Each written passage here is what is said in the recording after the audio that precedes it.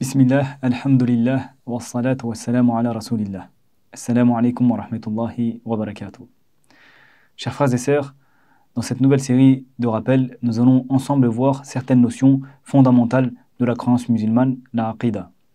Tout d'abord, voyons voir ensemble ce qu'est la aqida. Le terme aqida dérive de la racine aqada. Dans son sens linguistique, aqada consiste à lier les parties d'une chose entre elles. On utilise ce terme-là pour des choses tangibles comme un fil, une corde, donc attacher les deux parties d'une corde, attacher une corde. Il est également employé pour des termes comme le contrat de vente, le contrat de mariage, etc. Dans la terminologie musulmane, la aqida est la science qui examine les principes fondamentaux de la religion auxquels une personne se doit de croire, d'accepter et de rejeter. La science de la croyance, la aqida, va donc nous apprendre premièrement les principes auxquels nous devons croire, deuxièmement ceux qu'il faut rejeter, ceux qu'il faut renier, et troisièmement, notre attitude, notre position face à ceux qui acceptent et ceux qui rejettent ces principes. Le terme aqida, pour désigner la croyance islamique, provient du fait qu'il lie le serviteur à Allah. Donc nous avons dit que ce terme, en arabe, signifie lier les parties d'une chose. Ici, en l'occurrence, il est utilisé pour cela. Pourquoi ? Parce que ce qui lie le serviteur à son Seigneur est la croyance. Nous avions donné l'exemple du contrat de travail, du contrat de mariage, etc. Par exemple, un contrat de mariage, il lie le mari et la femme. Le contrat de vente lie l'acheteur au vendeur. Ici, la chose qui lie le serviteur à son Seigneur est sa croyance, sa aqida. Aussi, ce lien, c'est-à-dire les choses auxquelles nous devons croire et rejeter, doivent être aussi solides qu'un nœud. Ils doivent être aussi solides qu'un nœud. Une pensée qui change selon ce qu'elle entend ne peut pas être appelée une croyance. C'est simplement une idée. Une croyance est une chose solide, fondée sur des preuves sûres, muhkam. La plupart des gens définissent la croyance musulmane comme un ensemble de principes à accepter, comme le fait de croire en Allah, croire aux anges, croire aux prophètes, croire aux livres, etc. Bien entendu, cette partie est juste. Cependant, elle n'est pas complète. Nous allons le voir ensemble dans la suite des cours.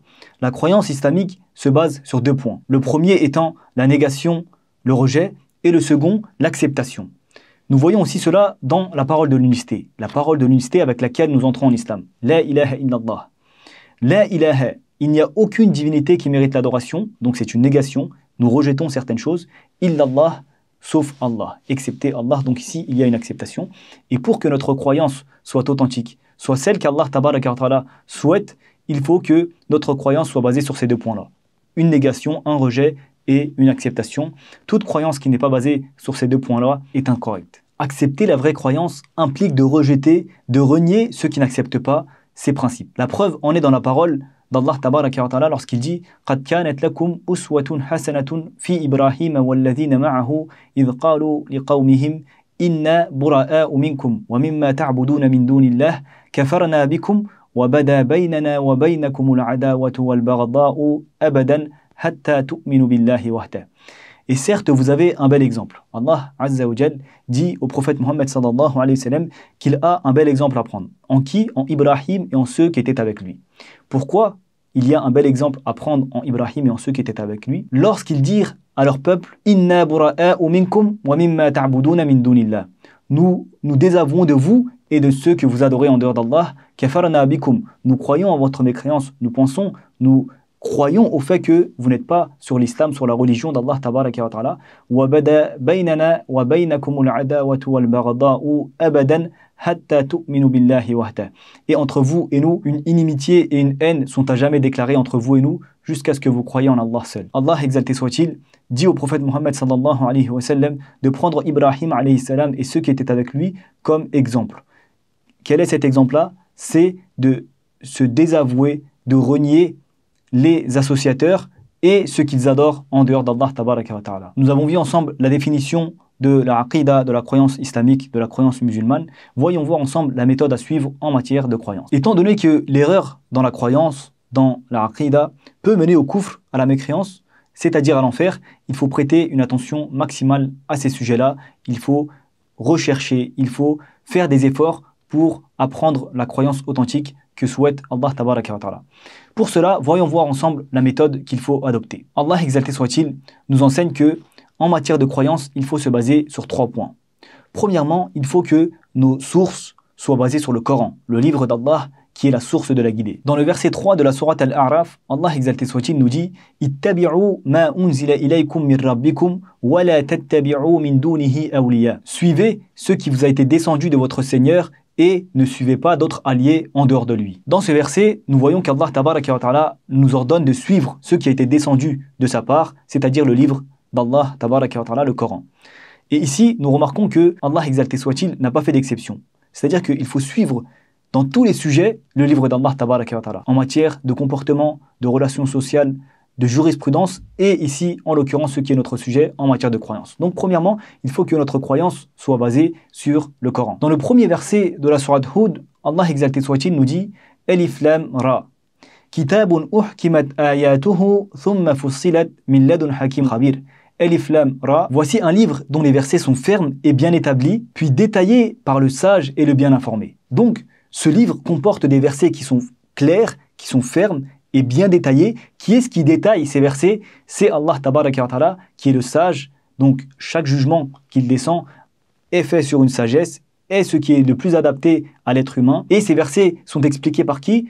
Par Al-Khabir, celui qui est parfaitement informé, celui qui sait ce qu'il y a de mieux pour nous. Donc nous voyons que le Coran va nous donner les versets les plus clairs, les plus fermes, et notre croyance doit être basée sur ce type de versets. Dans le verset 9 de la sourate Isra, Allah tabaraka wa ta'ala nous dit « Inna hadha al-Qur'ana yahdi lillati hiya aqwam » Certes, ce Coran guide vers ce qu'il y a de plus droit. Donc, qu'est-ce qui va nous guider dans notre vie? Qu'est-ce qui va nous montrer les bons chemins lorsque nous nous perdons? C'est le Coran. Et en matière de croyance, il faut donc suivre le Coran, le livre d'Allah tabaraka wa ta'ala. Pour finir, nous pouvons citer le verset 52 de la sourate Ash-Shura qui va nous montrer encore qu'il faut suivre le Coran en matière de croyance. Dans ce verset, Allah tabaraka wa ta'ala s'adresse au messager d'Allah sallallahu alayhi wa sallam et dit « Et c'est ainsi que nous t'avons révélé un esprit provenant de notre ordre. » Ici, l'esprit, c'est le Coran. Tu n'avais aucune connaissance du livre ni de la foi, mais nous en avons fait une lumière par laquelle nous guidons qui nous voulons parmi nos serviteurs, et en vérité tu guides vers un chemin droit. Donc nous voyons que cette lumière, cet esprit est le Coran, et c'est ce qui va nous guider sur le droit chemin. Donc premièrement, mes chers frères et sœurs, il faut s'appuyer sur le Coran. En matière de croyance, les preuves que nous devons prendre comme base de notre croyance sont les versets d'Allah tabaraka wa ta'ala.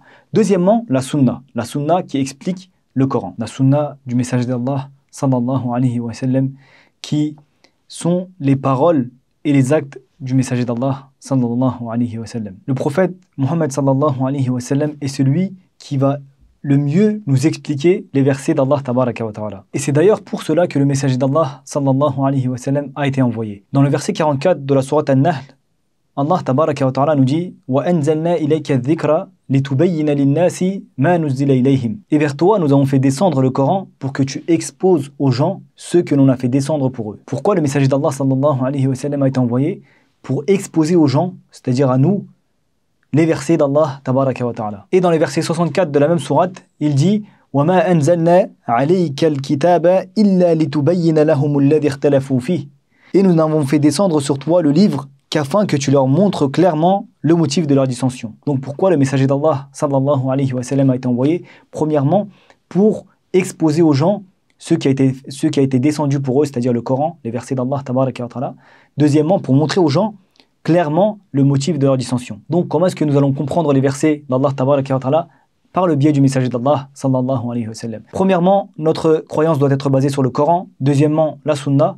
Troisièmement, pour que notre croyance soit sur de bons fondements, il faut que ces sources, le Coran et la Sunna, soient compris selon la compréhension des compagnons, selon la compréhension des pieux prédécesseurs. Dans le verset 100 de la sourate At-Tawbah, notre Seigneur tabaraka wa ta'ala nous dit « Les tout premiers croyants parmi les émigrés et les auxiliaires, ainsi que ceux qui les ont suivis avec excellence, avec ihsan, Allah les a agréés et il l'a agréé. » Dans ce verset, Allah tabaraka wa ta'ala nous parle de 3 catégories qu'il a agréées.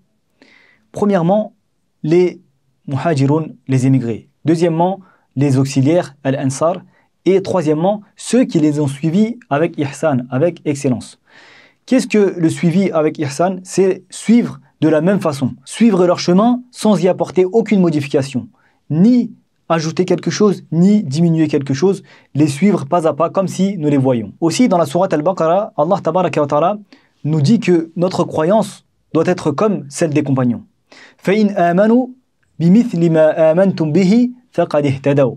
Aussi, s'ils croient à cela même à quoi vous croyez en parlant des compagnons, ils seront certainement sur la bonne voie. Donc si nous voulons être sur la bonne voie, il faut prendre le Coran et la Sunna comme source et comprendre ces sources-là selon la compréhension des compagnons et des pieux prédécesseurs. Allah tabaraka wa ta'ala nous a montré le chemin pour obtenir son agrément. Être parmi les muhajirun, les ansar et ceux qui les suivent pas à pas, ceux qui les suivent avec excellence. Bien que nous n'ayons plus la possibilité d'être parmi les deux premières catégories, nous avons toujours la possibilité d'être parmi cette troisième catégorie. La troisième catégorie qui suit pas à pas, avec excellence, avec ihsan, les muhajir et les ansar. Pourquoi ce troisième point est aussi important?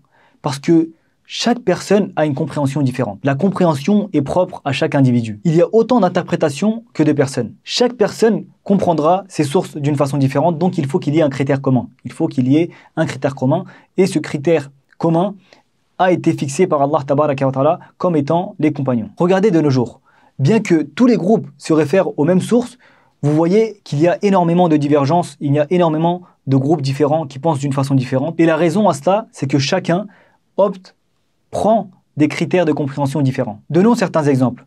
Aujourd'hui, ceux qui prétendent servir l'islam par le biais de la démocratie, ceux qui disent qu'ils vont apporter la législation d'Allah avec la démocratie.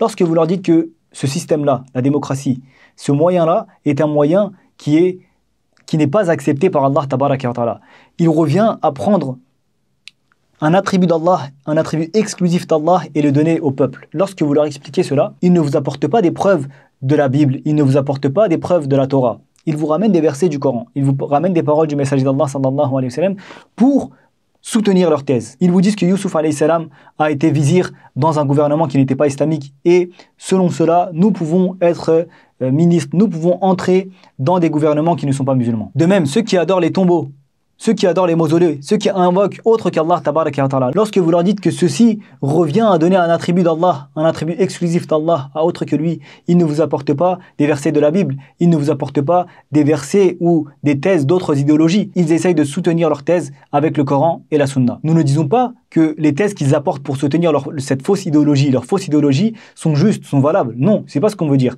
Ce que l'on veut dire ici, c'est que les sources sont les mêmes. Tout le monde opte pour le Coran et la Sunna. Mais lorsque ces sources, le Coran et la Sunna, ne sont pas compris selon le critère qu'Allah tabaraka wa ta'ala veut, ceci peut nous amener à la débauche, à des fausses idéologies, à des idéologies qui ne sont pas acceptées par Allah tabaraka wa ta'ala. Et le groupe qui prend le Coran et la Sunna comme source et la compréhension des pieux prédécesseurs comme critère de compréhension est appelé Ahl Sunna wal Jama'a. Pourquoi Ahl Sunna wal Jama'a? Parce que le messager d'Allah sallallahu alayhi wa sallam dit dans un hadith: ma communauté va se diviser en 73 groupes. Ma communauté va se diviser en 73 groupes. Tous iront en enfer sauf un. Tous iront en enfer sauf un. Un compagnon est venu et a demandé au messager d'Allah sallallahu alayhi wa sallam: qui est-ce qui sera sauvé? Qui est-ce qui sera le groupe qui sera sauvé au messager d'Allah? Le messager d'Allah sallallahu alayhi wa sallam a dit: ce sont ceux qui suivent mon chemin et celui de mes compagnons. Et dans une autre version, il dit: c'est la jama'a, c'est le groupe. Et donc en se basant sur ces réponses-là, mon chemin et celui de mes compagnons fait référence à la sunna, al-jama'a, le groupe, fait référence à l'unité, à la cohésion. En rassemblant ces deux réponses, on a appelé ce groupe-là Ahli Sunna wal Jama'a. Et étant donné que dans ce hadith, on parle d'un groupe qui sera sauvé parmi ces 73 groupes, il y en a aussi qui ont appelé ce groupe-là Al-Firqatun Najiyah, c'est-à-dire le groupe sauvé. Après avoir défini ce qu'est la croyance, Al-Aqida, nous avons vu ensemble quelle est la méthode à appliquer en matière de croyance. Il faut que notre croyance soit basée sur le Coran et la Sunna et que ces deux sources soient comprises selon la compréhension des pieux prédécesseurs. Telle est la méthode des gens de la Sunna et du consensus. Dans la suite de nos cours, nous allons voir ensemble d'autres notions fondamentales de la foi musulmane, de la croyance musulmane. Nous demandons à Allah tabaraka wa ta'ala qu'il fasse que nous soyons des gens de la Sunna et du consensus, des gens qui prennent le Coran et la Sunna comme source et qui prennent la compréhension des pieux prédécesseurs et des compagnons comme critère de compréhension. Subhanaka rabbika rabbil izzati amma yasifun wa salamun ala al-mursalin walhamdulillahi rabbil alamin. Parmi les plus nobles du peuple chez lesquels ils remplissent leur mission. Donc, de ce hadith, de cette partie du hadith, eh bien, on voit que le prophète sallallahu alayhi wa sallam est issu d'une famille honorable et ceci est avoué par les plus grands détracteurs, par les plus grands ennemis du messager d'Allah sallallahu alayhi wa sallam.